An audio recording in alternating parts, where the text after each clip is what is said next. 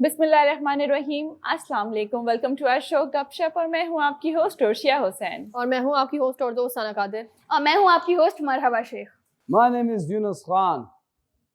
दिल दिल पाकिस्तान, जान जान पाकिस्तान। दिल दिल पाकिस्तान, जान जान पाकिस्तान।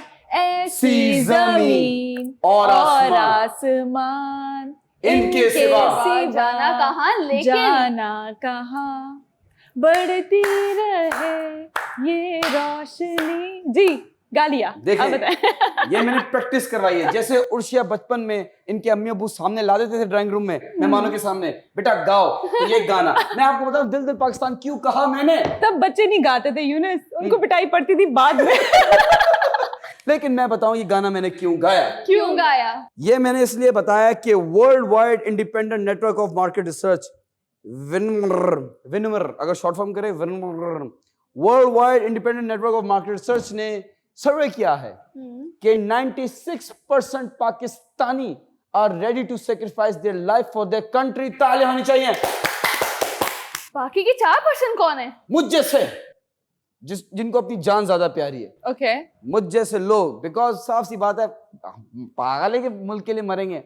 हम मुसलमान जो कौम पाकिस्तानियों को अगर साइड पे करते हैं, हम मुसलमानों ने 1 अरब 40 करोड़ मुसलमान है पूरी दुनिया में जी। हमने आज तक क्या किया? क्या किया? अब्दुल कदीर साहब के अलावा, अल्लाह उनकी मग़फ़िरत फरमाए, उनके अलावा कोई एक साइंसदान, कोई ऐसी चीज जो मुसलमानों ने की हो, अब बताएं मुझे, कौन सी गाड़ी, कौन सा ड्रोन, कौन सा हेलीकॉप्टर, कौन सी ऐसी चीज बनाई हमने? Any guess? जो स्टूडेंट्स इस पे काम कर भी रहे होते हैं ना, या तो वो किसी बीमारी में मुब्तला हो जाते हैं या उनका इंतकाल हो जाता है। मैंने तो ये देखा। जी आप बताइए। बिल्कुल ऐसा ही है। देखिए हमारे पाकिस्तान में मैं ये तो नहीं कह सकती कि हमने काम नहीं किया है। अफसोस के साथ कि अगर कोई काम कर भी रहा होता है, अब्दुल कदीर साहब के हालात सबके सामने थे कि उनके साथ क्या सलूक किया गया, क्या सलूक नहीं किया गया। जब आपके मुल्क में अगर आपका टैलेंट जो है उसको इस तरह से दरबदर फेरा जाए, सो आई डोंट थिंक सो कि कोई राजी होगा। बिल्कुल ठीक कह रही हैं सना जी। यानी कि टैलेंट को सराहा जाता ही नहीं है। उसके पास अगर टैलेंट है, लेट्स सपोज आपके पास बहुत अच्छा टैलेंट है और आपको आगे प्रमोट ही नहीं किया जाएगा क्योंकि बिकॉज आपके पास पर्ची नहीं है। तो जिसके पास पर्ची होगी उसी को ही प्रमोट किया जाएगा, उसी को आगे लाया जाएगा, एंड इनफैक्ट उसको कुछ आता ही नहीं होगा। आतिफ असलम साहब ने जैसे अभी रिसेंटली क्या कहा है, उनकी वीडियो भी बहुत ज्यादा वायरल चल रही है कि इस पाकिस्तान के अंदर जो है वो किसी को बड़ा शख्स बनने के लिए, लेजेंड बनने के लिए आपको मरना जरूरी है, और मैं मरना नहीं चाहता। वो 4% मुझ जैसे लोग हैं। मैं आपको बता दूं कि देखें, अरब मुमालिक सिर्फ ऑयल के अलावा कुछ नहीं बेचते जी। बाकी दुनिया की हर चीज यूरोपियन कंट्री से गोरे चाइनीज हमें बेच रहे हैं। अफसोस की बात है, लेकिन इसमें डिप्रेस नहीं होना। आपने मेहनत करनी है, आपने प्रूफ करना है पूरी दुनिया को कि पाकिस्तान जब अपने मुल्क के लिए मर सकते हैं तो अपने मुल्क के लिए कोई बिजनेस भी कर सकते हैं, कोई फ्रेंचाइज भी बना सकते हैं, टेक्नोलॉजी में एडवांस भी कर सकते हैं। इसी वजह से पाकिस्तान में माशाल्लाह से गैस के रिजर्व्स निकले हैं। बिल्कुल, वाओ, एग्जैक्टली। पाकिस्तान में सिंध में डिस्ट्रिक्ट ऑफ घोटकी में गैस के रिजर्व्स निकले और इंशाल्लाह जो एनर्जी क्राइसिस है उसको हम कम कर पाएंगे इंशाल्लाह। उम्मीद पे दुनिया कायम है, और सिर्फ उम्मीद पे दुनिया कायम नहीं है, आपने मेहनत भी करनी है। मैं आपसे भी पूछना चाहता हूं कि आपको पता होगा, आइडिया होगा कि पाकिस्तान में मिनरल्स हैं, हर चीज है, गोल्ड है, ऑयल है, सब चीजें मिल नहीं रही, हो नहीं रहा, समझ नहीं आ रहा। आपको क्या लगता है पाकिस्तान में ऐसी क्या चीज है जो पूरी दुनिया में नहीं है? One word answer. That can be anything, it can be minerals, it can be a feeling, it can be जज्बा, it can be anything. One word. Pakistan में ऐसी बहुत सी चीजें अगर देखा जाए तो वन वर्ड। बस उसको यूटिलाइज करने वाले लोग नहीं है, मैनेजमेंट नहीं है। बिल्कुल। नाइस। वफादारी अपने मुल्क के साथ। 96 लोग मरना चाह रहे हैं वफादार, लेकिन इनके हाथ में अफसोस के साथ सिस्टम नहीं है। जिनके हाथ में सिस्टम है वो 4% है। Nice, I like your approach Sana ji. Urshia ji बताइए। जी यूनुस, इसमें जो बात ये है कि मुल्क को अच्छा चलाने वाले नहीं है यहाँ पर। बिल्कुल। मेरे मुंह की बात छीन लिया आपने। हमारे पास लीडर्स नहीं हैं, हमारे पास गीदर्स हैं जो वक्त देख के, हालात देख के बदल जाते हैं। बट मैं आप लोगों से पूछना चाहता हूँ बड़ा इंपॉर्टेंट सवाल, कभी आपको कोई अननोन नंबर से कॉल आती है, डू यू पिक इट? बहुत कॉल्स आती है, नहीं करती मैं। आती हैं, मैं तो अक्सर पिक कर लेती हूँ। Because of your business to, आप बिजनेस भी बिल्कुल, कर रही हैं। बिल्कुल। आप बताइए सना जी। नहीं, फुल एटीट्यूड, वेरी नाइस। आप बताइए। एटीट्यूड नहीं होता यूनस, समटाइम ऐसा होता है कि आपको ऐसी कॉल्स भी आती हैं जो आपको ब्लैकमेल करती है। लड़की की आवाज सुन लेंगे ना तो वो आपको बार बार कॉल्स करते रहेंगे एंड इनफैक्ट अपने दोस्तों में भी स्प्रेड कर देंगे कि लड़की का नंबर है तो आप कॉल करें। You should know how to handle. Exactly. I think so. नहीं तो आप कॉल करके ऐसे बोलोगे ना, हेलो जी किससे बात करनी है, तो शायद वो समझे कि लड़का अच्छा है। मेरे साथ ये वाला मामला नहीं होता, इसमें मैं थोड़ी बच जाती हूँ। मैं जब भी फोन उठाती हूँ तो मुझे अगर कभी मतलब मैं किसी को कॉल भी कर रही हूँ तो आगे से मुझे फोन का जवाब आता है जी भाईजान, तो इसमें मैं थोड़ा बच जाती हूँ। शायद आपकी। हाँ, मुझे कहते हैं जी भाईजान। Basic voice है। इवन मैं तो जिस तरह मिस कॉल होती है अननोन नंबर से, मैं तो कॉल बैक भी कर लेती हूँ, बिकॉज़ आई अच्छा। No I can handle each and everything. ऐसी औरतें चाहिए इस मुल्क को। क्या हुआ? क्या हुआ? अगर आप अननोन नंबर नहीं उठाते, एक हाइकर बिल्कुल। जो कोलोराडो में था हम्म। वो लॉस्ट हो गया, ठीक है, वो अपनी मंजिल से वापस नहीं आया, जो पूरी टीम के साथ था वो कहीं लॉस्ट हो गया। उसको कॉले की लोगों ने बिल्कुल। दे मार 4.5 24 घंटे के लिए कॉले करते रहे। उन्होंने पिक नहीं की, इसी वजह से कि मैं अननोन नंबर नहीं उठाता। नहीं उठाता। हाँ। तो जो लोग उनके जानने वाले थे परेशान हो गए, वो समझे कोई शेर खा गया, कुछ अल्लाह ना करे मिसहैप हो गया हो, तो लोग ये सोच रहे थे। तो ये अगर कभी आपको मुसीबत में इंसान हो तो तब तो तो phone मैसेज pick क्यों कर नहीं किया लेना उन्होंने? चाहिए। वो लॉस्ट थोड़ी हुआ था, वो तो घूम रहा था। नहीं नहीं, तो जो कॉल कर हाँ, सकते हैं वो एक जो- मैसेज भी तो कर सकते हैं, प्लीज हम पिक अप लोग- माय फोन। हाँ, सो व्हाट? इतना अननोन नंबर से ही आ रहा है। इतनी पैनिकिंग स्टेट में अपना जब होता बताएंगे है ना। बंदा, तो वो हो रहा होता है ना कि कोई खो गया है, तो वो कोशिश करेगा बस कॉल लग जाए, नहीं कांटेक्ट ना, हो जाए। अगर हम देखें, अगर आप नहीं भी उठाते फोन तो मैं आपको एक बार कॉल करूंगी, आप मेरी कॉल नहीं उठाएंगी, मैं क्या करूंगी, एक मैसेज करूंगी हाँ, और नाम कि लिखूंगी। अपना नाम ये लिखकर तो है। मुझे ये जरूर- यही पूछ रहा हूँ कि मराबा जी, जैसे कि मैंने आप मुझे कॉल करना चाहते हो, मैं ना उठाऊं तो आपका सेकंड एक्शन क्या होगा? दोबारा आपको- कॉल करेंगी? हाँ, जैसा मैं अननोन नंबर से आपको कॉल कर रही हूँ तो मैं दोबारा कॉल करूंगी और इवन मैसेज भी लीव करूंगी, जैसे सना जी नहीं, कह रही हैं। अगर अननोन नंबर भी नहीं है वैसे क्या करेंगे? दोबारा कॉल करेंगी या हाँ। मैसेज करेंगी? मैं कॉल करूंगी दोबारा कॉल करेंगे? हाँ जी, अगर नहीं उठाए तीसरी बार भी करेंगे? बिल्कुल चौथी बार भी करेंगे? बिल्कुल। जी सना जी।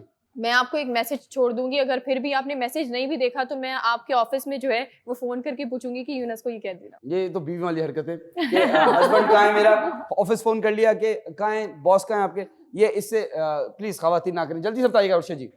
मैं क्या करूंगी, कॉल्स करती रहूंगी, नहीं फोन उठाएगा तो बाहर में जाए। Oh nice, straight forward attitude. Same ऐसा हुआ कि एक शौहर थे, उनकी जो वाइफ थी वो रोज कॉल करती, अननोन नंबर से कॉल करती, शक करती थी, बहुत शक करती थी। जैसे ये ऑफिस में कॉल किया, कहाँ है वो, ये वाली चीजें। वो घर आया तो बेगम से मिला, बेगम से सलाम दो हुई।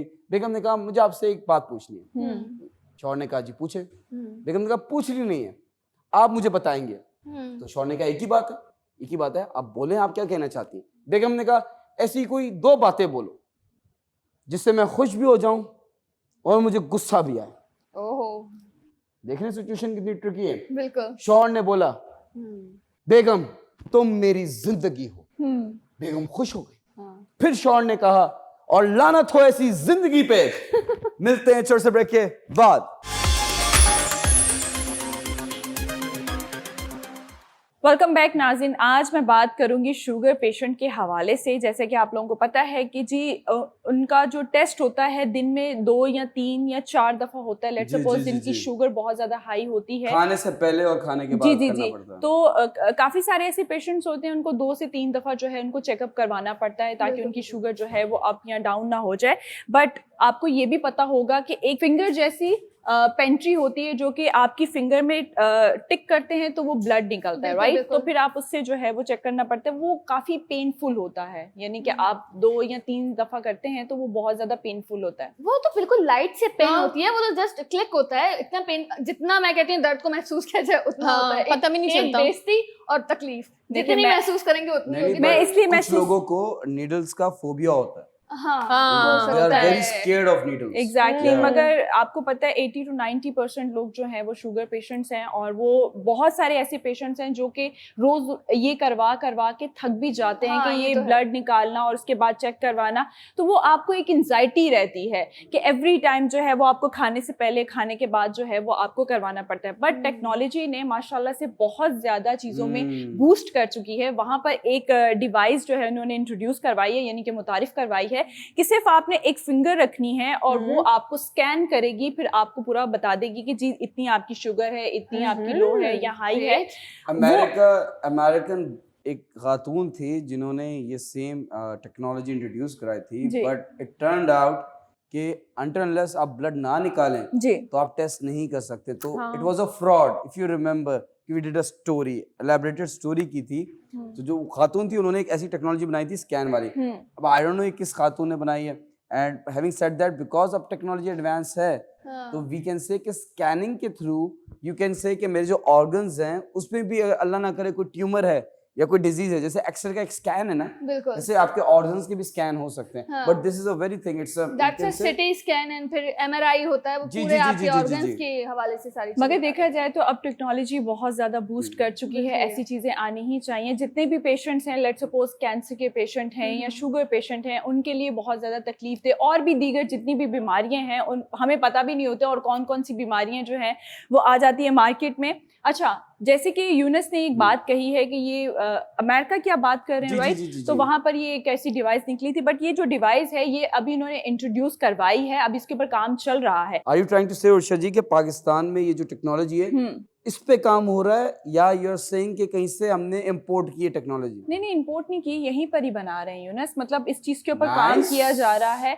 जैसे कि आप लोगों को पता होगा कि बाजू पर एक पैच लगता है, राइट? और उससे आप स्कैन कर सकते हैं आपका शुगर लेवल आज कितना रहा, क्या था। तो ये भी एक टेक्नोलॉजी है, ठीक है? ये पहली टेक्नोलॉजी और ये सेकंड क्यूआर कोड आता है। यूनस, ये वो चीज होती है जिससे आप ग्लूकोज भी या अपना ब्लड प्रेशर भी आप चेक कर सकते हैं, राइट? बट ये है कि आपके बाजू में ये लगा रहता है पूरे मंथ, ठीक है? पूरे मंथ ये लगा रहता है, एक इंजेक्शन की तरह होता है। इसका एक पिन होती है जो आपकी पूरी बॉडी के अंदर लग जाती है और आप फिर उसके बाद उसके आप नहा भी सकते हैं। मतलब आप पूरी एग्जैक्टली पूरी रूटीन आप नॉर्मल तरीके से आप गुजार सकते हैं। फिर आपको मोबाइल से आप इसको स्कैन कर सकते हैं, ठीक है? मोबाइल से स्कैन कर लिया, आपके पास पूरा डेटा जो है वो मंथ का आ जाएगा कि आपकी कौन से दिन कितनी शुगर रही है। वो आपने रिपोर्ट अगर आपने अपने डॉक्टर को भी भेजनी है तो आप भेज सकते हैं। तो it's a easy thing. But ऐसे चिप लगना इजंट इट स्केरी? मतलब मुझे तो खौफ आ रहा है। और मैं एक बात कहती नहीं करेक्ट कर दूं कि जो हमने वैक्सीन लगाई ना वो भी एक चिप ही थी। हाँ, सुना तो ऐसा ही कुछ था। और इसके हवाले से काफी वीडियोस भी आ रही थी कि लोग मैग्नेट चिपका रहे हैं। लेकिन टॉपिक की तरफ आती हूँ मैं आपके, और मैं एक बात कहती चलूंगी कि डायबिटीज और जिस तरह ब्लड प्रेशर है, ये डिजीज नहीं है। ये एक दफा आपको हो गए तो ये मतलब पूरी जिंदगी तक आपके साथ रहते हैं। लेकिन इससे बचा कैसे जा सकता है? ये फौरन ही अटैक उस वक्त करती हैं आप पे चीजें जब आप एंजाइटी और डिप्रेशन का शिकार होने लगते हैं। और जिस तरह से जाहिर सी बात है, हर बीमारी का इलाज मैं कहती हूँ इंसान खुश रहे तो बीमारियां भी उस इंसान से दूर रहती हैं। लेकिन डायबिटीज फौरन ही इफेक्ट करती है, क्योंकि हमें पता है हमारी बॉडी में ग्लूकोज बन रहा होता है। और क्या? नहीं क्यों? आपने कहा कि आप जब खुश रहते हैं तो सारी बीमारियां दूर रहती हैं। अनफॉर्चुनेटली अगर आप खुश होते हैं तो फुप्पियां खुश नहीं होती। तो वो बीमारियां नहीं है, वो अपने आप में पता नहीं, खैर क्या कह सकते हैं, उनका इलाज, उन्हें इलाज की जरूरत है। Coming back to topic, yes. जी बिल्कुल। खैर मैं अपने पॉइंट की तरफ वापस आती हूँ। अगर आपको शुगर हो गई है तो ये एक लाइफस्टाइल है, समझें कि अब आपको उसके हिसाब किताब से अपने आप को, अपनी डाइट को और हर चीज़ को लेकर चलना है। क्योंकि जितना आप परेशान होंगे उतना ही ये बढ़ेगी। तो आपको इसके साथ मतलब समझें कि जिस शादी की बात आपको सारे सेटलमेंट करनी पड़ती है, कॉम्प्रोमाइज़ करने पड़ते हैं, तो आपको इसमें भी यही करना पड़ता है कि आपको डाइट के साथ कॉम्प्रोमाइज़ करने हैं। और क्या शादी से इन्होंने कनेक्ट किया है कि मतलब ये बहुत ही बड़ा जुल्म है औरतों के साथ जो हो रहा है शादी करके। तो क्या बात है? आप देखिए, मैं आपको एक चीज़ बताऊं कि शुगर की अगर आप बात करें तो शुगर एक ऐसी चीज़ है, या तो आपको जो है वो ख़ानदानी या आपको विरसे में मिल जाती है कि आपके ख़ानदान में एक चीज़ जो है वो चलती हुई आई है जेनेटिकली, तो आपको भी शुगर हो गया जी। या फिर किसी चीज़ का अगर आप उसका ज़्यादा इस्तेमाल कर देते हैं या उसको आप बिल्कुल ही इस्तेमाल नहीं करते तो ये भी आपको देखना चाहिए। आजकल के ज़माने में जो मैं देख रही हूँ, हमारी जो न्यू जनरेशन है, कहीं ना कहीं डाइट के चक्कर में भी वो अपने साथ ज्यादतियाँ कर रहे हैं। मतलब आप डाइट के चक्कर में जो आपकी मीठा ना खाने से भी आपको शुगर हो रही है। वही तो मैंने कहा कि आप अगर देखें, आप क्या कर रहे हैं कि आप मोटे ना हो जाए, इसलिए आपने जो है वो बिल्कुल ही मीठा खाना बंद कर दिया। तो जब आप मीठा खा ही नहीं रहे हैं, आपकी बॉडी को ग्लूकोज मिल ही नहीं रहा है, तो किस तरह से आप हेल्थी होंगे? हाँ, हमारी बॉडी में हर चीज, देखिए आपको हर चीज का ख्याल रखना है। डाइट क्या होती है वो भी आपको पोर्शन कंट्रोल करना है। लोग कहते हैं कि भाई आप डाइट कर ले, आप ये खाना छोड़ दो, वो खाना छोड़ दो। मैं हमेशा कहती हूँ आप सब कुछ खाओ, आप पोर्शंस के साथ खाओ, आप पोर्शन कंट्रोल करके खाओ, ठीक है। लेकिन यहाँ पर ये अलमिया होता है कि या तो हमें कुछ ऐसे लोग दिखाई देते हैं कि वो सुबह शाम रात दिन हर वक्त जो है वो मीठा मीठा मीठा मीठा खा रहे हैं। चाय के अंदर मीठा, मतलब इतनी ज्यादा आपने चीनी डाल दी और आप वो पी रहे हैं। चाय के अंदर चीनी डालना मैं कहती हूँ जहर के मुतरादिफ है। आप कभी ना डालें, आप बिल्कुल लिटिल बिट, अगर आपको फिर भी चाहिए लिटिल बिट, आप जो है थोड़ी सी डाल दो, कोई बात नहीं, जस्ट फॉर द टेस्ट, लेकिन टेस्ट के लिए बेहतर ये है कि अवॉइड किया जाए। अवॉइड किया जाए, बेहतरीन तो ये है अवॉइड किया जाए। लेकिन जो लोग मीठा नहीं खाते हैं उनको मीठा अपनी जिंदगी में रखना चाहिए, क्योंकि मीठा ना खाने की वजह से भी आपको शुगर हो सकता है। Sugar is the new poison. अगर आप जहर खाना चाहते हैं तो चीनी मंड के खाएं, और जो ये एक स्लो पॉइजन की तरह काम करता है जी। और अल्लाह ना करे आपको बीमारी होगी। चीनी को खत्म करें जी। उसके ऑल्टरनेट ढूंढे। गुड़ यस यस यस एंड खजूर। यस, खजूर। गुड़ एंड खजूर। मेरी मोटर स्टार्ट हो रही थी। गुड़ और खजूर अगर आप रखेंगे लाइफ में, आप फिट भी रहेंगे और शुगर के मसले सॉल्व भी हो जाएंगे। देखिए मैं आपको बताता हूँ जेनेटिक्स में कैसे आता है। अगर तो आपके नाना को थी तो आपकी वालदा को भी होगी। I am being very honest, irrespective वो मीठा खाए ना खाए, जेनेटिक्स में होता है। बिल्कुल। अगर आपके नाना को ब्लड प्रेशर था तो आपकी अम्मी को भी होगा, और आपकी अम्मी को हुआ तो आपको भी होगा। अब आप क्या कर सकते हैं? आप देखिए, मैं कहता हूँ दुनिया की हर चीज खाएं, लिमिट में खाएं। गुलाब जामुन, 5 गुलाब जामुन खाने की जरूरत नहीं है। एक का आधा किया, अभी खाया, 4 घंटे का आधे का भी 4 कर दो, उसको भी 4 टुकड़ों में तकसीम अपनी डाइट के हिसाब से बंदा कर ले। 4। अगर गुलाब जामुन खाने का दिल हो रहा है तो आपने आधा किया, आधा भी खाया, 4 घंटे बाद वो आधा खाया, उसके बाद डन। उसके बाद नहीं खाना, उसके बाद नहीं खाना। प्लस एक्सरसाइज करना बहुत जरूरी है। जी। अगर आप खाते जा रहे एक्सरसाइज नहीं कर रहे तो वो जमा होता जा रहा है और कहीं ना कहीं जा रहा है। स्वेट निकलेगा, पसीना निकलेगा, बॉडी फिट होगी, आप हेल्दी होंगे। आई जस्ट वांट टू से, देखें, शुगर को डिलीट करें, गुर्र और खजूर। बिल्कुल ठीक कह रहे हैं आप यूनुस, जैसे कि इन्होंने बताया कि गुड़ और खजूर का आप इस्तेमाल कर सकते हैं। जी जी, जैसे आप कह रहे हैं वैसे मैं नहीं कह सकती, ये टैलेंट आप में है, मुझ में नहीं है। सो हमारे पास एक छोटा सा ब्रेक है और हमने कमर्शियल वालों का ख्याल भी रखना है, क्योंकि सेहत का ख्याल इन्होंने भी रखना है, हमें भी रखना है। तो मिलते हैं छोटे से ब्रेक के बाद।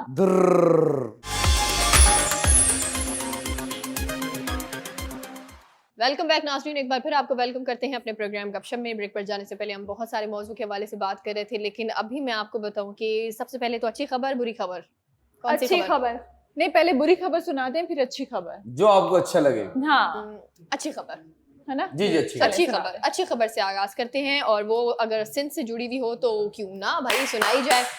तालियां बजानी चाहिए, बिल्कुल बजानी पहले चाहिए। सुना तो दें, अच्छी खबर खबर तो सुना दें। नहीं, सिंध में कुछ भी होता है तालियां बजा दिया करें, कुछ तो हो रहा है। मैं आपको बताती हूँ कि फाइनली जो है वो सिंध के अंदर, हमने गुज़िश्ता प्रोग्राम पहले ही जो है वो पूरा माहौल के हवाले से बात की थी, माहौलियाती तब्दीली के हवाले से बात की थी। मुझे नहीं मालूम कि मेरी आवाज़, मेरी सदाएं इतनी जल्दी जो है वो सिंध हुकूमत के कानों में पहुंच गई, और उनके कानों में फाइनली जूं तक रेंगना जो है वो शुरू हो गई। वाया यूनुस खान, मेरे ताल्लुकात हैं सिंध हुकूमत के साथ। सारे काम करवाना, ऐसा ऐसा दिखते ही जाइए, हमारी हुकूमत आ गई है। ये तो बहुत ही जबरदस्त काम किया अगर आपने ये किया है तो। देखिए, माहौलियाती तब्दीली के हवाले से तो हम बात कर रहे थे अपने प्रोग्राम में। अब सिंध हुकूमत ने फाइनली जो है 1000 एकड़ की जमीन पर जो है वो ठट्ठे के अंदर बाकायदा तौर पर 356 मिलियन रुपए लागत के जो है वो खजूर के दरख्त लगाने का काम अब शुरू कर दिया है बाकायदा तौर पर। खजूरों ने खजूर लगाना शुरू कर, खजूरों के दरख्त लगने शुरू हो गए हैं। Yes, I am very proud of it. तो ये बहुत अच्छी बात है। आपको पता है कि किस तरह से गर्मी जो है वो बहुत ज्यादा होती है, और माहौल के हवाले से हम बात कर रहे थे हमारे प्रोग्राम में। अगर आपने वो प्रोग्राम नहीं देखा तो आप हमारे YouTube पर जाकर जो है वो प्रोग्राम देख सकते हैं पूरा। तो आप लोग क्या कहेंगे कि चलें शुरुआत में 1000 दरख्त तो लगाए इन्होंने, इनको फर्दर जो है, क्योंकि सिंध ने आज तक मुझे नहीं है याद कि सिंध ने कभी जो है वो माहौलियाती तब्दीली के हवाले से कभी कोई ऐसा काम किया है। तो इस पर मैं आप लोगों के पॉइंट जानना चाहूंगी। देखें, सारी चीज होती है फेडरल की। जी, जब फेडरल हुकूमत थी पीटीआई की तो ऑब्वियसली वो फंड्स ही नहीं देते थे। अब जबकि शहबाज शरीफ साहब, बिलियन ट्री प्रोजेक्ट तो पीटीआई ने लाया था। जी जी, बिलियन ट्री प्रोजेक्ट तो पीटीआई ने लाया मुझे था। इसके कोई इल्म नहीं है, अच्छा। मैंने देखा नहीं, एक दरख्त लगते हुए भी नहीं देखा, तो मैं इस बारे में बात नहीं करूंगा जो मुझे पता नहीं, जो मैंने देखा नहीं अपनी आंखों से। खजूर वाला दरख्त तो मैंने खुद देखा, हाँ मैं जब दुबई में था मैंने खजूर वाला दरख्त देखा। और कमिंग बैक टू सिंध, अब जबकि हुकूमत आ गई शहबाज शरीफ साहब की, तो उन्होंने कहा है कि मिल बांट के हम खाएंगे, मिल बांट के हम काम लगाएंगे, पैसे लगाएंगे और मिल बांट के हम लोग इस मुल्क को खूबसूरत बनाएंगे। खजूर जो है बहुत इंपॉर्टेंट है, बहुत खजूर की जो अहमियत है कि अगर आप रोजा उससे खोलेंगे ना तो एक अलग स्वाब मिलता है। जी तो खजूर बहुत जरूरी है लाइफ में, प्लस शुगर के लिए भी आपके लिए बहुत अच्छा है। जी प्लस खजूर जो है, मैं आपको बता दूं कि एक जगह डेंजरस हो जाता है कहाँ? जब कुछ लोग जो खजूर बन जाते हैं कि जिनको समझ नहीं आता, आप एक चीज समझा रहे हैं समझ नहीं आ रही, तो फिर उनको खजूर भी कहा जाता है। कुछ तो भी ये नहीं, कुछ भी नहीं, कुछ खजूर की भी। बात कर रहा हूँ। कुछ भी क्या है, कुछ नहीं, खजूर। हम खजूर के फवाइद के हवाले से बात नहीं कर रहे, जी जी, सिंध हुकूमत ने काम किया है उसके हवाले से तो बात कर रहे हैं। खजूर लगाए क्यों है, कैसे वो शो पीस है, उससे फायदे होंगे ना, फायदे गिनवा रहा हूँ मैं।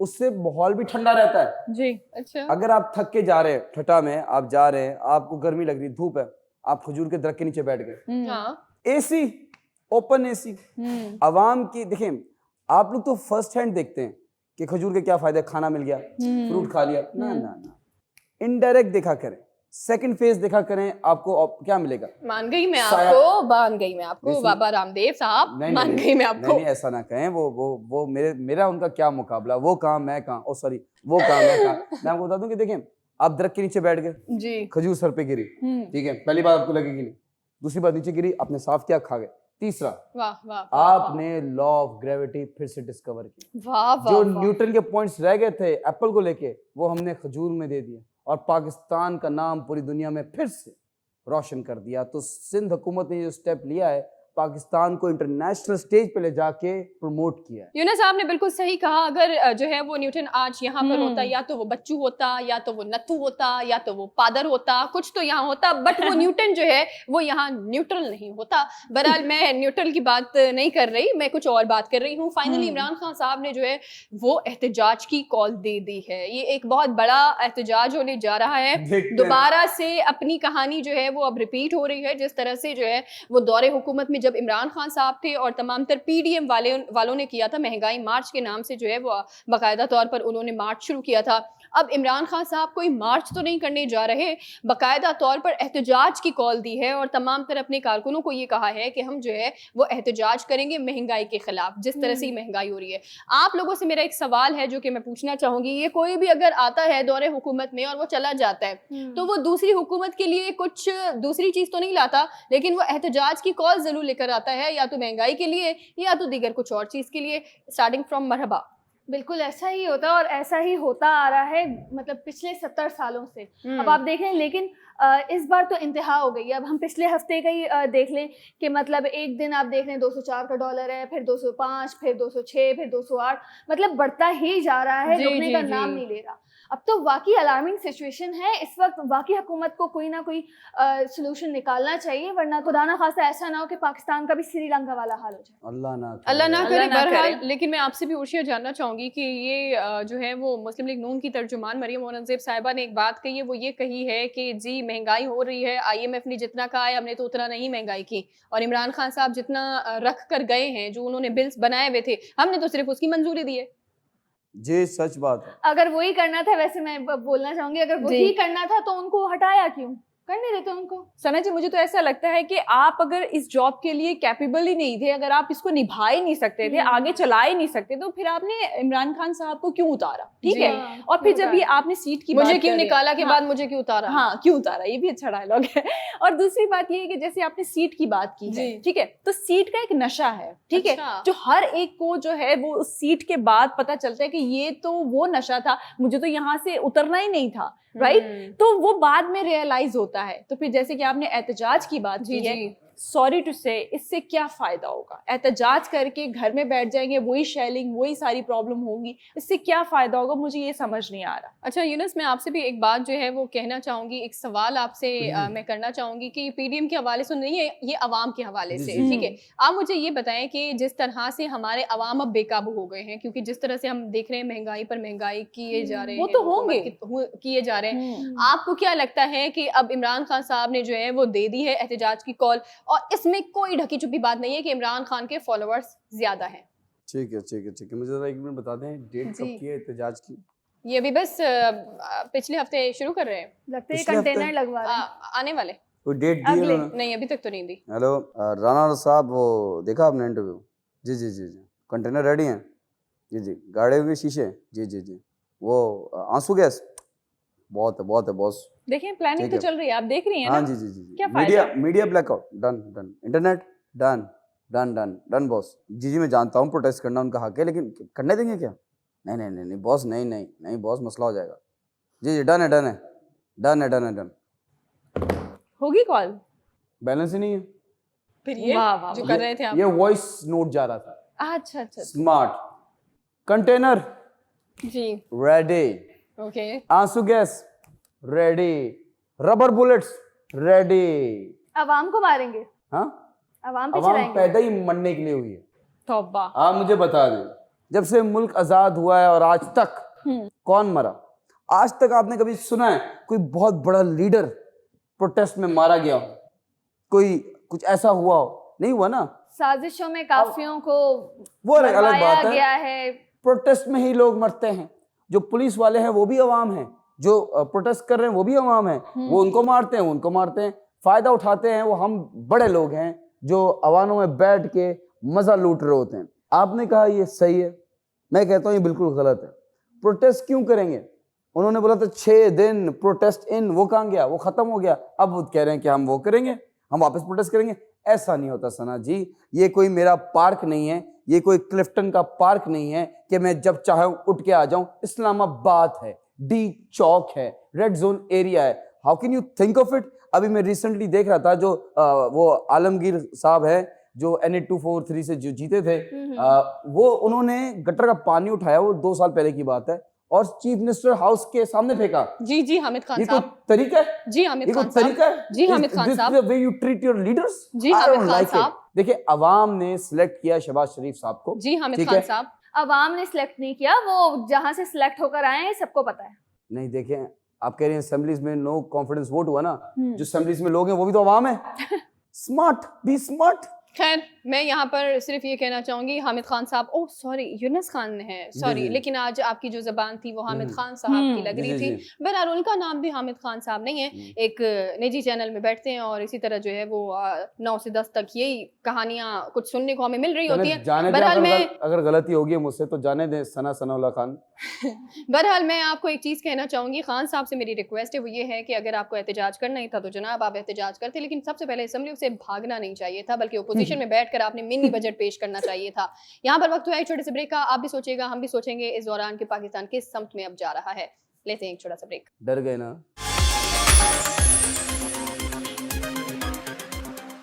Welcome back after the break. और इस वक्त मैं जो न्यूज़ आपके लिए लेके आई हूँ वो इंतहाई अफसोसनाक और तकलीफ दे है। मतलब इंतहा पसंदी पे उतर आया है अब हिंदुस्तान। जी मतलब इंतहा हो गई है। पहले तो उन्होंने हुर्मत रसूल सल्लल्लाहु अलैहि वसल्लम की, और उस पर भी उन्होंने ब्लेम सिर्फ अपने एक लीडर को दे दिया। लेकिन अगर आपके उस लीडर का कसूर था तो अब आप क्या कर रहे हैं?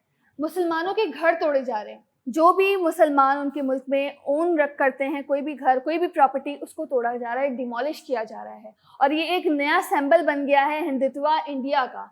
और पूरे इस्लामी उम्मा खामोश है इस पे। मुझे समझ में नहीं आता, जब इस दुनिया में जानवरों के साथ भी नाइंसाफ़ी हो जाती है तो UN में उसकी आवाज़ गूंज जाती है, उसकी तरफ से आवाज़ उठ जाती है। लेकिन मुसलमानों के घर तबाह हो रहे हैं, उनकी जानें ली जा रही हैं, उन्हें बेरहमी से कत्ल किया जा रहा है, उस वक्त ये कहाँ खामोश बैठे हुए हैं? बिल्कुल आप सही कह रही हैं मरहबा जी। और देखिए ये बहुत ही अफसोसनाक बात है, और कहीं ना कहीं अभी जो है वो जितना मुझे लगता है कि तमाम तर हमारे मुस्लिम ममालिक जो हैं, ऐसा नहीं है कि इस पर हम सब जो हैं वो एक साथ नहीं हुए हैं।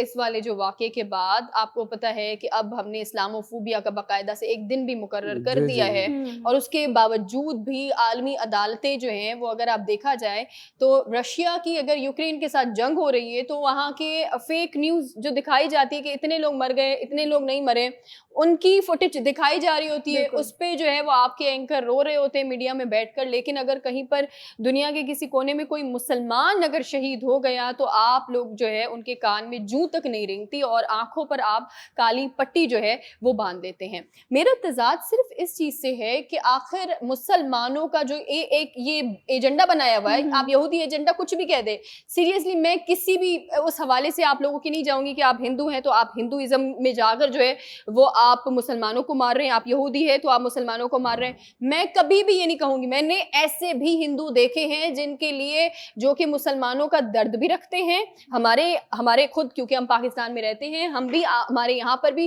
क्रिश्चियन भी हमारे भाई हैं, हिंदू भी हमारे भाई हैं, सबसे बढ़कर हम सब पाकिस्तानी हैं और एक साथ बैठकर जो है वो तमाम तर फेस्टिवल जो है वो मना रहे होते हैं। लेकिन इंडिया के अंदर क्योंकि आरएसएस का इतना ज्यादा जो है इस नजरिए को सपोर्ट किया जाता है। देखिए, मैं नुपुर शर्मा के हवाले से आपको एक बात बताऊं कि बैनुल अक़वामी मीडिया जो है वो नुपुर शर्मा के घर गया और वहां पर जो है उन्होंने बाकायदा से इंटरव्यू लिया। उस दौरान उन्होंने कहा कि आपने ये बातें कही हैं, ठीक है, आपने मुसलमानों की जो प्रॉफिट है उनके हवाले से आपने ये बातें कही है, क्या आप इस पर शर्मिंदा है? आगे से वो औरत कह रही है कि भाई अगर मैंने कुछ गलत कहा है तो आप मुझे बताएं, आप जो है वो बहस करें मुझसे, आकर मुझे बताएं कि मैं कहाँ गलत हूँ। देखिए, सबसे पहली बात तो ये है कि हम ना दुनिया में हर चीज़ का इलाज कर सकते हैं लेकिन गलत फहमी का कोई इलाज मुमकिन नहीं है, ठीक है? क्योंकि आपको ये गलत फहमी है कि आप सही है, आपके दिमाग में ये वहम है कि आप सही हैं। क्यों सही है? क्योंकि आप वो पागल हैं जो समझती हैं कि मैं काबिल हूँ और मुझे बाद में जो है वो बीजेपी में ही जाना है, क्योंकि वही एक जमात है जो प्रॉपर जो है वो आरएसएस के नजरिए को सपोर्ट करती है। और यही आपका नजरिया है मैडम। जी सना जी, आप बिल्कुल ठीक कह रही हैं। और इस औरत के हवाले से तो मेरे पास अल्फाज ही खत्म हो जाते हैं। आप सोचें कि जिस औरत के लिए अल्फाज खत्म हो जाएं तो उसके लिए क्या आप कहेंगे? ठीक है, वो मैं आपको बताती हूँ कि मेरे पास क्या अल्फाज हैं उनके लिए कि बेहसी का तो एक लिमिट खत्म हो चुकी है कि जो एक इंसान, लेट सपोज मुझे कोई चीज है, मुझे किसी चीज ने काटा, मुझे पेन फील होता है, मगर वो ऐसी औरत है उनको तो पेन ही फील नहीं होता, तो बेहसी हुई ना, राइट? सना जी, ये पागल नहीं है। आप कह रही थी ना कि ये पागल है और मेंटली तौर पे इनका कोई मसला होगा, ऐसा कुछ भी नहीं है। ये इनका नजरिया है ऐसा कि हिंदुस्तान में जो है जितने भी मुसलमान हैं उनको जो है बिल्कुल साफ करके जो है अपनी हुकूमत चलाने का उनका प्लान है, ठीक है? तो वो चाहती ही ये हैं कि मतलब आप जैसे उनके पास कोई कंप्लेन लेकर गए हैं, वो इनको इग्नोर करेंगी, कोई बात नहीं, मैं हाइलाइट्स पे तो हूँ, मैं बात तो कर रही हूँ ना, ये काफी है। मगर वो अपनी मेन मुद्दे पे कभी भी नहीं आएंगी। वो सिर्फ लोगों को यही पागल बनाती रहेंगी कि जी मुझे कोई प्रॉब्लम नहीं है, जो भी बात करनी है आप लोग मेरे साथ फ्रंट ऑफ फेस आप बात कर सकते हैं। लेकिन यहाँ पे तो मुसलमानों को खत्म किया जा रहा है, मतलब उनके रिलीजन से बेसिकली जो इश्यूज है ना, उनके जो पॉइंट ऑफ व्यू है उस पे है सारा का सारा मसला कि वो मुसलमानों को ही जड़ से खत्म करना चाह रहे हैं। जबकि देखा जाए कि आबादी के मामले में भी मुसलमान ज्यादा हैं आज भी इंडिया में। देखिए, दो कौमी नजरिया क्यों पेश किया गया था? इसी के लिए तो पेश किया गया था ना। हमारी इबादत हमें नहीं करने दी जा रही थी, हमारी इज्जतें महफूज नहीं थी, हमारे घर महफूज नहीं थे, हमारे माल और हम कोई कारोबार नहीं कर सकते थे, अपनी इबादत नहीं कर सकते थे। और 70-75 साल हो चुके हैं आज़ादी को, लेकिन वहाँ के मुसलमान आज भी वही चीज़ भुगत रहे हैं जो कि उससे पहले भुगती जा रही थी। तो हम तो बच के निकल आए, हम इस पार हैं, लेकिन वहाँ के लोग आज भी ये जुल्म ज़्यादती बर्दाश्त कर रहे हैं और सहते जा रहे हैं। Very nice. आप लोगों ने बहुत अच्छा बोला और बोलना चाहिए। As a Muslim we are in pain, we are very hurt. What's the name? Nupur Sharma. क्या, कौन सा शर्मा? नुपुर शर्मा। अजीब सा नाम सुन के उल्टी आ रही, खट्टे टिकार आ रहे हैं। देखें, इनका मसला ये है कि ये लोग कभी भी डायरेक्ट अटैक नहीं करते। ये मोदी सांप है पीछे, ठीक है? एक सोल्जर रखा है, देखते हैं कि क्या रिएक्ट करते हैं। Unfortunately apart from few countries जिन्होंने एक्शन लिया, इस बात को कंडेम किया कि इन्होंने गलत किया और एक ऑफिशियल अपॉलॉजी मांगी है। But for in our religion, मैं तो ये कहता हूँ कि हम पाकिस्तान में बैठ के हम क्या कर सकते हैं? हम उन पर एटॉमिक बॉम्ब तो नहीं मार सकते कि बेकसूरों की जाने जाएंगी। जो वहाँ के मुसलमान हैं, अप टू देम जो उनका हाल करें, जो अब भी कर कर रहे सकते हैं। देखिए ना, वो मुजाहिरे शुरू हो गए इंडिया के अंदर। मुजाहिरे भी ठीक है, लेकिन कुछ एक्शन भी होगा। और एक टाइम आता है हर किसी में, हर लीडरशिप में, हर लीडर के एक जो फेज होता है उसमें एक टाइम आता है जब वो अपने पाँव पे खुद कुल्हाड़ी मारता है। बिल्कुल। और वो समझ रहे हैं कि ये फलस्तीन है जहाँ पे मुसलमानों को आप पुश करेंगे और वो नहीं उठेंगे। More than 30-40 million people are Muslim there, ठीक है? वहाँ की माइनॉरिटी है, बट हमारे 30 करोड़ से ऊपर तो मेजॉरिटी है ना उनकी। तो they can do an action, the only way is कि अब टाइम आ गया इंडिया के मुसलमानों के लिए। जो वहाँ के मुसलमान हैं कुछ एक्शन लेते हैं तो अप टू देम, मुजाहरे कर रहे हैं, जो भी कर रहे हैं, all the best to you. But जो ये नजरिया है हिंदुत्वा कि भाई मैं सुप्रीम कौम हूँ, जो कि हिटलर का भी था कि we are the Germans, we are the supreme race, बाकी सब हमसे नीचे हैं, ये मसला होगा। एक फेज आता है हर लीडर में, हर लीडरशिप में एक फेज आता है जिसमें वो अपने पाँव में खुद खिलाड़ी मारते हैं, और वो टाइम आ गया फॉर द इंडियंस, बिकॉज अब जो एक्शन होगा that will be very dangerous, because एक लिमिट होती है, एक बर्दाश्त होती है।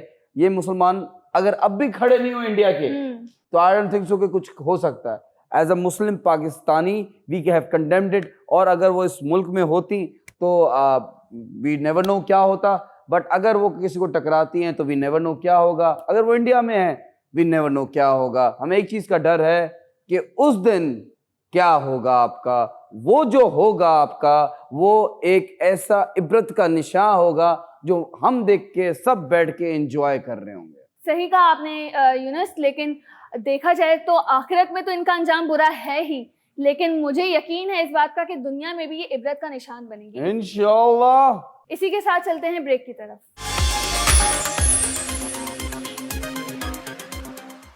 Welcome back after the break. और अब हमारे शो में वक्त होता है हमारे व्यूवर्स में से किसी एक का वॉइस नोट शामिल करने का। तो चलते हैं कौन और कहां से, लेकिन उससे पहले मैं बताती चलूं कि अगर आप लोग भी हमें वॉइस नोट भेजना चाहते हैं तो हमारे दिए हुए नंबर पे अभी इसी वक्त वॉइस नोट भेजें। तो चलते हैं कौन और कहां से।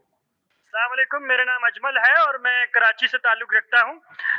बेसिकली मैं आप सबका शो जो है वो बहुत पसंद करता हूँ। आप बहुत अच्छा शो करते हैं माशाल्लाह। मेरी भी बड़ी ख्वाहिश थी कि मैं भी ऐसा शो करूँ, पर मेरे जिस्म में वो बात ही नहीं रही कि मैं कुछ शो कर पाऊँ। मसला ये है कि ये तो मैंने मजाक किया था, आप भी मजाक करते हैं काफ़ी। तो मुझे मुद्दा आप लोगों से ये डिस्कस करना था कि अभी आपने देखा होगा छोटे मोटे जितने भी एरियाज होते हैं उनके अंदर ये जो अताई डॉक्टर, आपको पता है कंपाउंडर जो है डॉक्टर बने रहते हैं, उनके बारे में आप क्या कहेंगे? कंपाउंडर होते हैं, डिग्री नहीं होती, और जो है ना वो मरीजों का पता नहीं बेड़ा गर्क कर रहे होते हैं। तो मरीज भी जो है 50 रुपए 60 रुपए में उनको दिखा के इंजेक्शन भी लगा रहे होते हैं। उन मरीजों के बारे में आपका क्या कहना है? क्या ये शायद के लिए अच्छा है क्या नहीं? शुक्रिया। देखिए ये बहुत ख़तरनाक है। सबसे पहले तो आपका बेहद शुक्रिया कि आपने अपनी राय जो है वो हमारे प्रोग्राम में शामिल की, लेकिन ये बहुत ज़्यादा ख़तरनाक है अगर आपने किसी चीज़ की, आपके पास डिग्री नहीं है, आपने प्रैक्टिस नहीं की और आप जो है वो आवाम पर प्रैक्टिस करके जो है वो बराह रास्त आप अपनी दुकान चमका रहे हैं, तो ये बहुत ज़्यादा गलत है। लेकिन देखिए गलत को गलत कहने वाला भी कोई नहीं होता। आप किसी भी इलाके में जाएँ, वहाँ पर क्या होता है कि आपके पास कोई डिग्री नहीं है, आपने सिर्फ जो है वो किसी भी क्लिनिक में जो है वो जॉब की है, वहाँ पर 1 साल जॉब करने के बाद आपने देखा कि डॉक्टर किस तरह से जो है वो तमाम तर मरीजों को हैंडल कर रहे हैं। फिर आप क्या करते हैं कि आप खुद अपनी क्लिनिक खोल कर बैठ जाते हैं और आपके पास कोई तालीम नहीं है, कुछ नहीं है, बस आपने जो है वो एक्सपीरियंस थोड़ा सा हासिल किया है, वो भी आपने नकल की है डॉक्टर को देखकर, और आप अपनी ही पर्चियां वहां पर चला रहे हैं और सस्ते में मेडिकल स्टोर से दवाएं वगैरह भी आप लोग खरीद। तो अवाम का कसूर है इसमें बहुत बड़ा।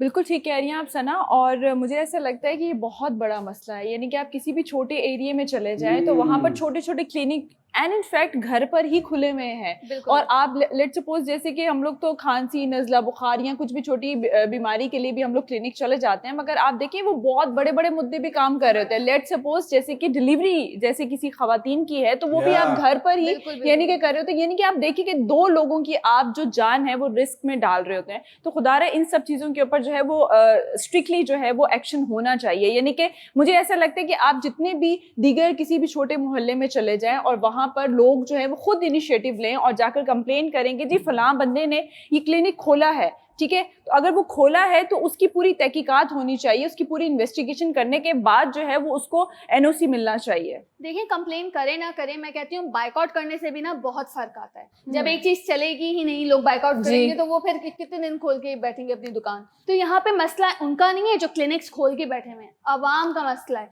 वो क्यों जा रहे हैं जब पता है शहर में हॉस्पिटल मौजूद है, मतलब आप 200 की दवाई तो ले रहे हैं, उसके बाद आपको हजारों खर्च करने पड़ रहे हैं उस इलाज के लिए जो उन दवाइयों से बिगड़ जाते हैं।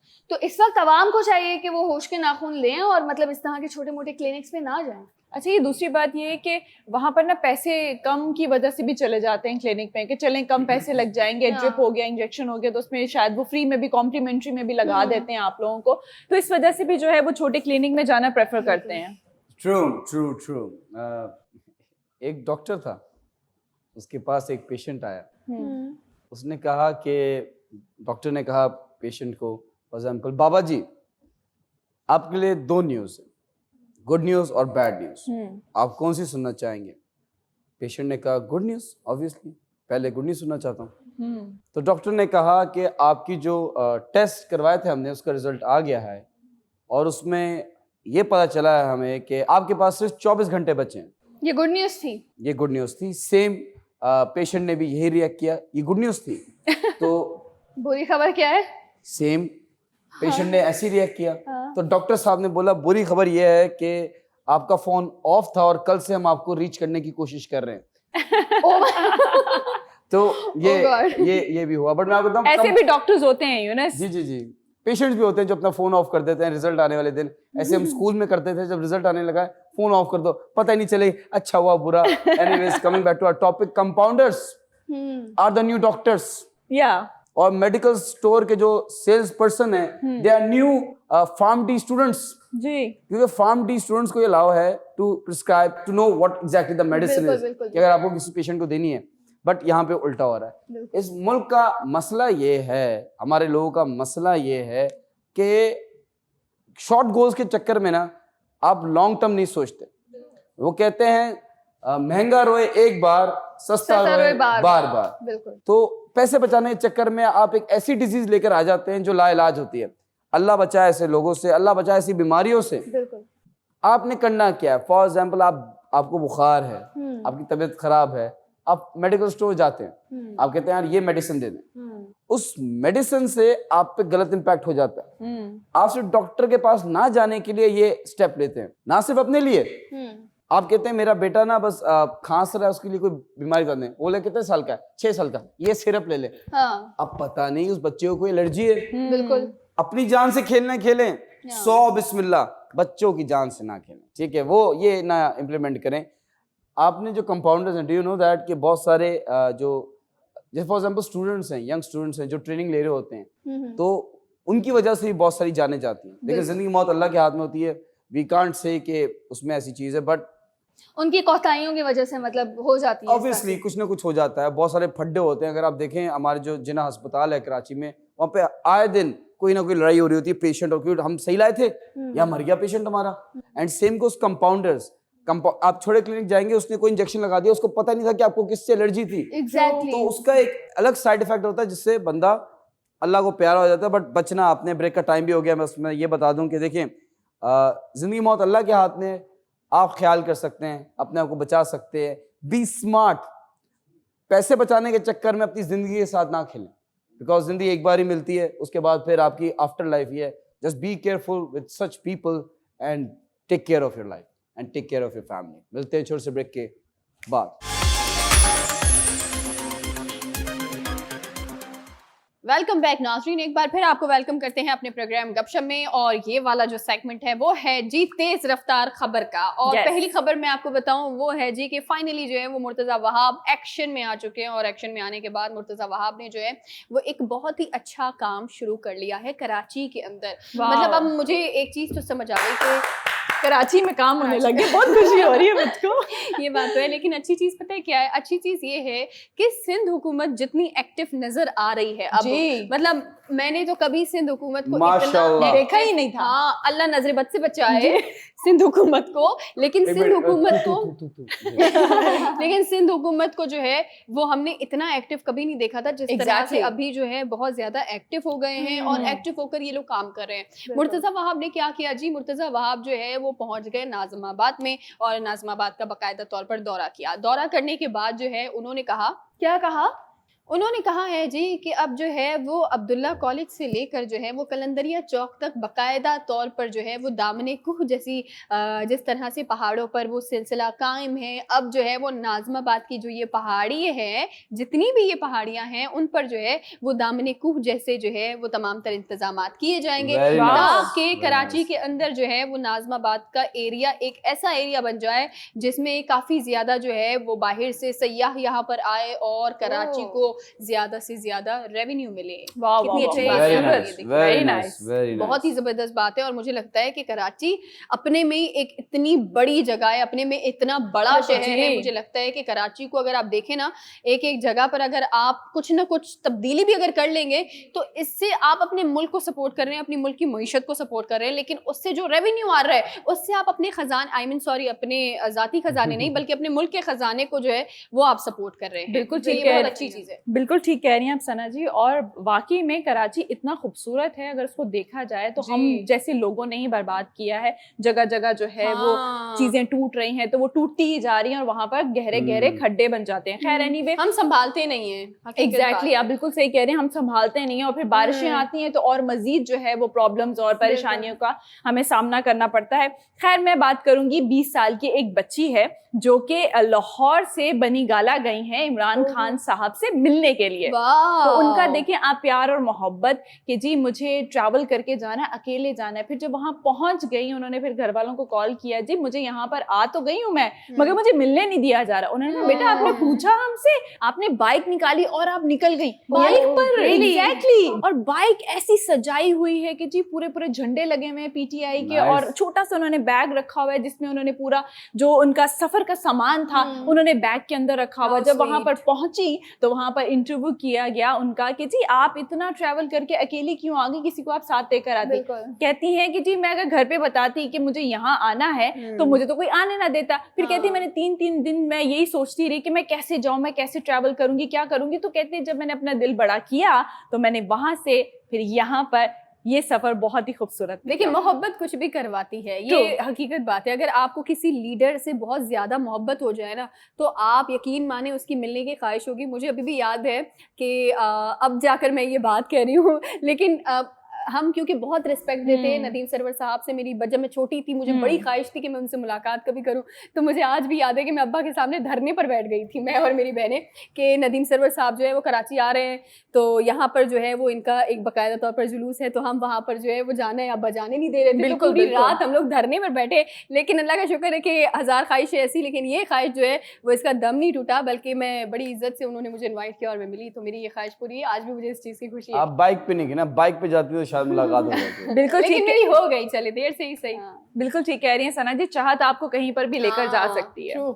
लेकिन बहुत अच्छी बात है कि एक तो उन्होंने बाइक चलाई, उतनी दूर गई। लेकिन मैं ये कहूँगी कि ऐसा नहीं है कि अब हर कोई अपने घर से निकल जाए और बाइक पे इस तरह से दूसरे शहर पहुंच जाए। और क्योंकि गर्मियां बहुत बढ़ चुकी हैं, इसी तरह से रिसर्च के मुताबिक साउथ एशिया में मार्च के महीने में इस कदर गर्मी हुई। और जहाँ पाकिस्तान की बात की जाए तो मार्च का महीना बेसिकली विंटर्स में ही काउंट होता है, या फिर बाहर स्टार्ट हो रही होती है। विंटर्स बिल्कुल। और बाहर स्टार्ट हो रही होती है, वो इतनी गर्मियों का मौसम नहीं होता। लेकिन 2022 में तमाम रिकॉर्ड टूट गए, क्योंकि जैसे कि पता है कि जेकबाबाद पाकिस्तान का सबसे गर्म इलाका है। इस बार मार्च के महीने में दुनिया का लगता है मुझे तो। Exactly, जो लोग वहाँ पे रहते हैं अल्लाह उन पे रहम करे अपना खास। तो इस बार मार्च के महीने में 49 सेंटीग्रेड वहाँ पे रिकॉर्ड हुआ। तो सोचें अभी जो गर्मियों के महीने चल रहे हैं और आगे जो और बढ़ेगी तो वहाँ पे क्या हाल हो रहा होगा। ट्रू। बस अल्लाह उनकी मदद करे और सबको मतलब अपने हिफ्ज़ अमान में रखे। आमीन आमीन। ट्रू। गर्मियां तो वैसे भी बहुत जी, खतरनाक होती है। मुझे बिल्कुल। लगता है कि आप लोगों को ख्याल रखना चाहिए अपना। यहाँ पर जो कराची में लोग हैं हम भी बर्दाश्त नहीं कर पाते, तो आप लोग भी बड़ा ख्याल रखें और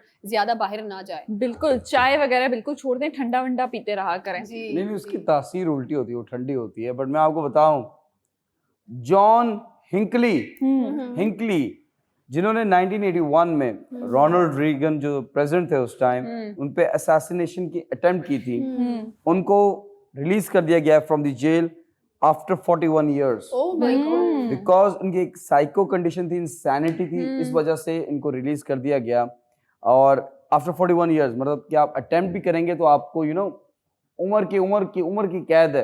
दे डोंट गिव, मतलब इतनी आसानी से फांसी की सजा नहीं देते। तो इट्स बीन 41 इयर्स एंड 3 लोग और थे जिनको इंजर्ड किया था, वुंड किया था। बट देखिए ये एक ऐसा भी कह सकते हैं हम कि आपने प्रेसिडेंट पे अटेम्प्ट किया मर्डर का। यस। आप जब पकड़े गए तो आप ज़हीर जाफरी बन गए, मैं पागल हूँ। तो ये मैटर वहाँ पे भी होता है। वहाँ पे क्योंकि इंसैनिटी है, वो कहते हैं कॉज कोई रीजन नहीं था, कोई मोटिव नहीं था for murder, that is the reason उनको इंसैनिटी पे करके और उनको रिलीज कर दिया गया। लेकिन ये अच्छी बात है कि 41 साल उन्हें कैद में भी रखा गया ताकि उनको उस चीज की सजा मिल सके, क्योंकि यहाँ पे तो वही बहुत आराम से छूट जाते हैं कि जी इनकी मेंटल सिचुएशन सही नहीं है तो जी इनको हॉस्पिटल कर दो, और उधर वहां से वो कब फरार हो और नॉर्मल जिंदगी गुजारने लगे पता ही नहीं इन चलता। This case it was a hospital. मुझे ऐसा लगता है यूनस, ऐसा साइको पेशेंट हो ना, उसको 2 डंडे लगाने चाहिए, एकदम से बिल्कुल सेट हो जाएगा। कहाँ पे? सर पे मारे, कहीं पर भी जी मारे, जी जी जी, याददाश्त खो गई, फिर मैं आपको आ जाती है वापस। यानी कि आप डंडा भी उठाएंगे ना तो फौरन से ना बीमार भी खड़ा हो जाएगा। चित्र बहुत खराब होते हैं, True. चित्र बहुत खराब होते हैं बहरहाल। लेकिन ये मैं एक चीज मतलब सोचकर हैरान होती हूँ, मुझे लगा पहले पाकिस्तान में ऐसा होता है कि अगर जो है वो आपको कभी अदालतों के फैसलों से बचना है तो आप पागल जो है वो बन जाए, और पागल बनकर आप बहुत ज्यादा बच सकते हैं। लेकिन ये बाहर हुआ है तो मैं इस पे हैरान हूँ। चलो जो 41 साल है उस पे तो इनको सजा मिली, वरना पाकिस्तान में तो एक ही दिन में ये लोग अदालत में फैसला आया कि आपको जी सजाए मौत मिल रही है और भाई रहा है मैं कहाँ हूँ, मैं तो पागल हूँ, ये हो जाता है। जी जी, मैं आपको जल्दी से एक स्टोरी सुना दूं। जी। CIA ने एक ओपनिंग डाली हाँ। उसकी पोस्ट की, असैसिन की, कि जो हमें मर्डर करवाए। तो बहुत सारे टेस्ट लिए, बहुत सारे लोगों के टेस्ट लिए, एग्जाम्स हुए, ये हुए, 3 लोग सिलेक्ट हुए, अच्छा 2 लड़के और 1 लड़की। उन्होंने पहले लड़के को कहा, जो मर्द थे उनको कहा कि इस मेज में आप जाएंगे, at the end of the मेज आपको अपनी वाइफ मिलेगी, आपने उसको गोली मारनी है। अच्छा उसने बोला नहीं, आई एम सो सॉरी, मैं अपनी वाइफ से प्यार करता हूँ, मैं नहीं मार सकता। उसने बोला प्लीज, आप रिजेक्टेड हैं। सेकंड बंदे को बोला कि सेम चीज बोली कि आप मेज में जाएंगे, अंदर आपको अपनी वाइफ मिलेगी, आपने उसको मारना है, गोली मारनी है। उसने बोला ठीक है। वो अंदर गया, 5-10 मिनट बाद रोने की आवाजें आई। वो बंदा वापस आया, उसके आंख में आंसू थे। उसने बोला मैं अपनी बीवी को नहीं मार पाया। मैंने बोला आई एम सो सॉरी, आप रिजेक्ट हैं, आप जा सकते हैं। जो खातून थी उनको बुलाया, उनको बोला कि इस मेज के अंदर जाएंगे, उसके अंदर आपका हस्बैंड है, आपने उसको मारना है, गोली से मारना है, आपको जो गन दी जा रही है उस गोली से मारना है, और आप वापस आए तो फिर आप सिलेक्ट होंगे। खातून मेज के अंदर गई, अंदर पहले 2 मिनट खामोशी हुई, फिर 2 मिनट बुलेट्स फायर की आवाज आई, फिर 2 मिनट ठा ठू ठा चीखने चिल्लाने की आवाज आई। जी 15-20 मिनट बाद खातून बाहर निकली। उन्होंने बोला ये क्या बकवास है, ये जो गन है इसमें तो रबर बुलेट्स हैं।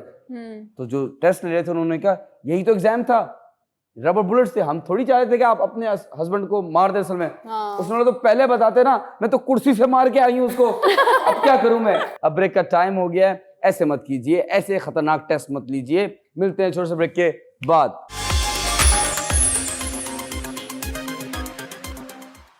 Welcome back ladies and gentleman. Time हुआ जाता है दस्ती फैक्ट्स का।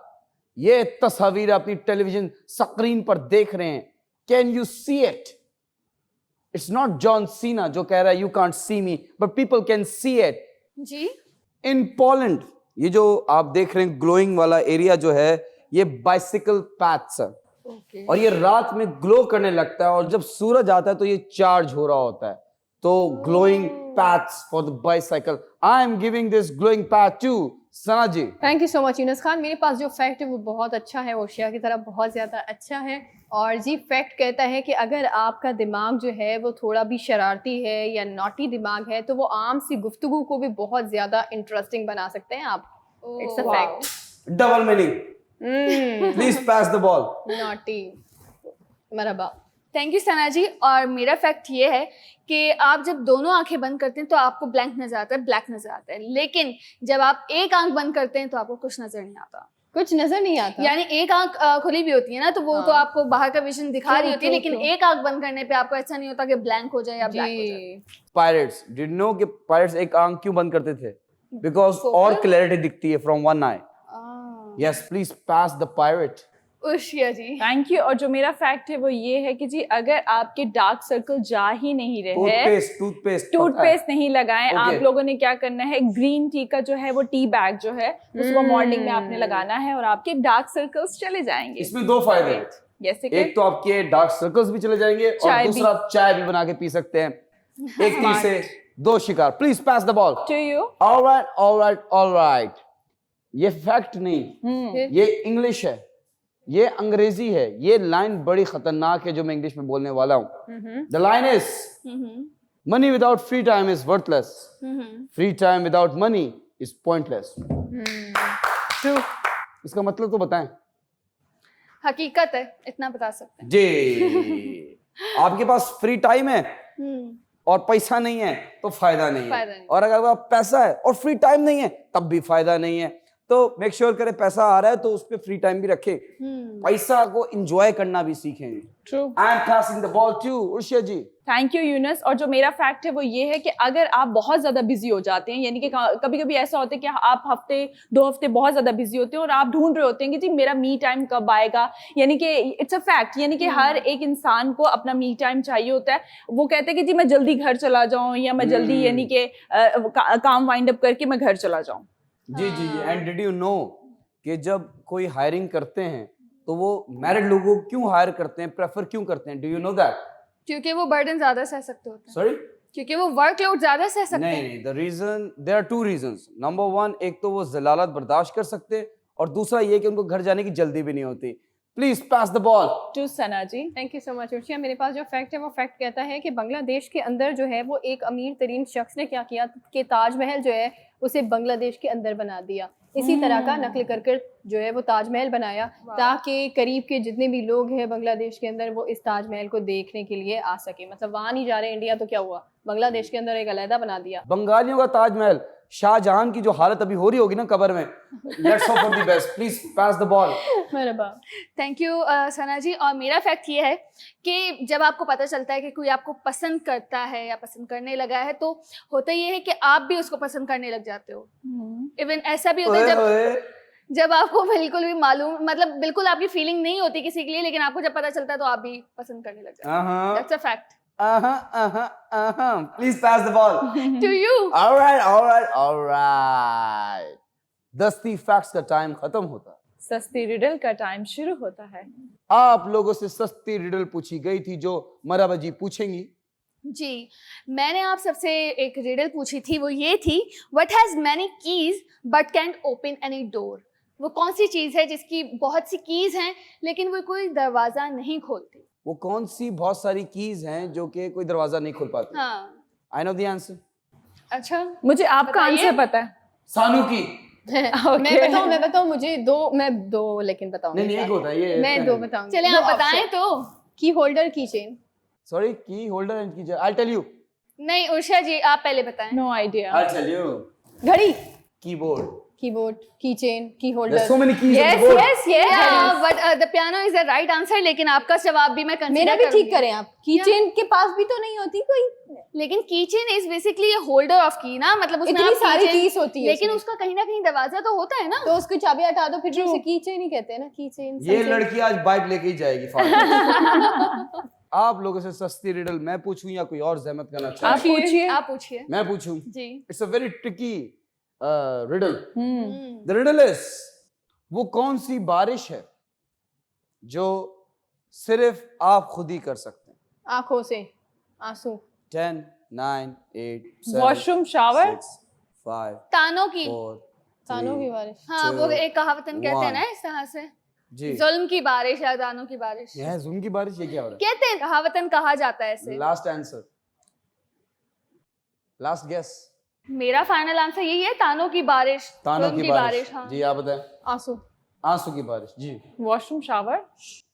उर्शिया ने for the first time in the history of Gupshup riddle round इन्होंने करेक्ट आंसर दिया, तालियां चाहिए। एक्सक्यूज time नहीं मी, दिया। क्या हो गया? इतनी दफा जवाब दिया, आपको सही जवाब इस मिला? बार बाइक मिलेगी। नहीं पहले पहले नहीं, जवाब की बात हो रही है ना। नहीं, वो आप खड़ी खड़े जवाब देती हैं, वो वाले जवाब काउंट नहीं हो रहे, but the correct answer no no no, correct answer बहुत दफा दिया है। हाँ ऐसा नहीं दिया हो- है, मैं गवाह हूँ इसकी। ऐसे कैसे हो सकता है? ये अलग लॉबी चल रही है, I don't mind that, but मैं बताता हूँ क्यों। आंसू एट टाइम्स आपको निकल नहीं रहे होते, आपके हाथ में नहीं होते। तानों की बारिश, ये तो कोई नई बारिश है, मैंने सोचा। आप कहावतें नहीं पढ़ते हैं ना, इस वजह से नहीं, पढ़ा नहीं, करें तो आपको पता हो। रिडल, यार it's a riddle please. Good one. शार, आप जैसे ही खोलेंगे, दैट्स नॉट बारिश, दैट्स पानी। आप लोगों एक ही से बात है। चलो कर लें, आप कर लें बारिश, वो कर ले, डिसाइड कर ले, लेकिन बाइक उर्शिया जी लेके जाएंगी और कोई नहीं लेके जाएगा। बट मैं आवाम से सस्ती रिडल पूछ रहा हूँ, जी पूछिए। वो क्या चीज है जिसको इंसान जब खाता है उसके बाद उसको अकल आती है? अगर आप इसका जवाब जानते हैं तो इस नंबर पे कांटेक्ट कीजिए ना, अपना प्राइस लीजिए ना। सस्ती रिडल का टाइम खत्म होता है, पोइट्री का टाइम शुरू होता है। a beautiful poetry by a beautiful host. Yes, Marhaba Sheikh. Thank you Yunus. और एक बेहतरीन शायरी मैं आप लोगों की नजर करना चाहती हूँ, तो मुलाहिजा फरमाइए। इरशाद। सिलसिले तोड़ गया वो सभी जाते जाते, वाह वरना इतने तो मरासिम थे कि आते जाते। वाह शिकवाए जुल्मते शब से तो कहीं बेहतर था, वाह अपने हिस्से की कोई शम्मा जलाते जाते। वाह वाह वाह वाह वाह कितना आसान था तेरे हिजर में मरना जाना, वाह वाह फिर भी एक उम्र लगी जान से जाते जाते। वाह वाह वाह वाह जश्न मक्तल ही ना बरपा हुआ, वरना हम भी वाह पाबा जोला ही सही नाचते गाते जाते। वाह वाह वाह उसकी वो जाने उसे पास वफा था कि ना था, वाह वाह तुम फराज अपनी तरफ से तो निभाते जाते। वाह सिलसिले तोड़ गया वो सभी जाते जाते। वाह वाह वाह वाह। Beautiful, very nice. सब चले जाते हैं, सिलसिले तोड़ के ही जाते हैं। बिल्कुल बहुत ऐसा ही उम्दा, है। बहुत खूबसूरत। Thank you so much. Ahmad Faraz साहब की शायरी थी, कोशिश की है कि थोड़ा हक अदा कर सकें। उम्मीद है कि आप लोगों को पसंद आई है, तो बाकी सबको भी पसंद आए। और इसी के साथ हमारे प्रोग्राम का वक्त ख़त्म होता है, और अपना बहुत सारा ख्याल रखें। इंशाल्लाह अगली एपिसोड में आप सबसे मुलाकात होगी। तब तक अपना ख्याल रखें, हमें दुआओं में याद रखें। अल्लाह हाफ़िज़। अल्लाह हाफ़िज़। Take care, peeps.